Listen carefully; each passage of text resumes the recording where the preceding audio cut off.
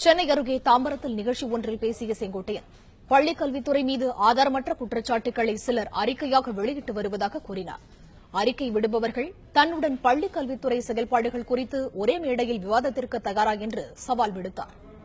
பள்ளிக் கல்வித்துறை மூலமாக வெளிப்படைத்தன்மையோடு யார் எந்த இடத்தில் வேண்டுமானாலும் வேலை கொண்டு பேசுகிற போது அதை ததிரியமாக சொல்கிற துணிவு எங்களுக்கு இருக்கிறது.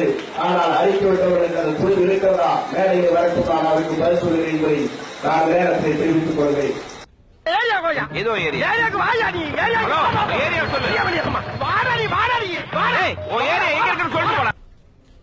செங்கோட்டையன் சவாலுக்கு பதிலளித்து பாமக இளைஞரணி தலைவர் அன்புமணி ராமதாஸ் அறிக்கை வெளியிட்டுள்ளார். அந்த அறிக்கையில் செங்கோட்டையனுடன் விவாதத்திற்கு தான் தயாராக இருப்பதாக அன்புமணி கூறியுள்ளார். மேலும் விவாதத்திற்கான இடத்தையும் நாளையும் செங்கோட்டையன் அறிவிக்க வேண்டும் என்றும் அன்புமணி கேட்டுக் கொண்டார். இதான ஏரியா? ஆமா, அதான் வந்துட்டேன்ல. பாத்துட்டு நீ பாட்டுக்கு ஒதுக்கி போற. மணி என்ன நீயே சொல்லு. இவனு ஈக்குவலா மைண்டம் பண்றானே. இதனைத் தொடர்ந்து காஞ்சிபுரம் உத்தரமேரூரில் செய்தியாளர்களிடம் பேசிய செங்கோட்டையனிடம் அன்புமணி சவாலை ஏற்றுக்கொண்டது பற்றி கேள்வி எழுப்பப்பட்டது. அதற்கு விவாதத்திற்கான தேதியையும் இடத்தையும் அன்புமணியே தேர்வு செய்யலாம் என்று செங்கோட்டையன் பதிலளித்தார்.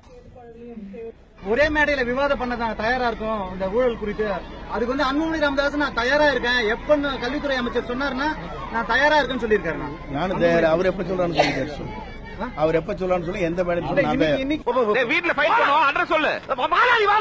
அட்ரஸ் சொல்லு. இதான உன் வீடு?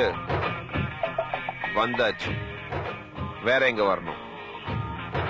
வேற எங்கடா வரணும்? வேற வரத்துக்கு இடமே இல்லப்பா. இதாப்பா எட்டு எப்ப ஒரு பேச்சுக்கு அங்க வாங்க வான்னா உடனே சொன்ன இடத்துக்கு லாப சரி வந்து பீதிய கிளப்பலாம். என்னப்பா நியாயம்?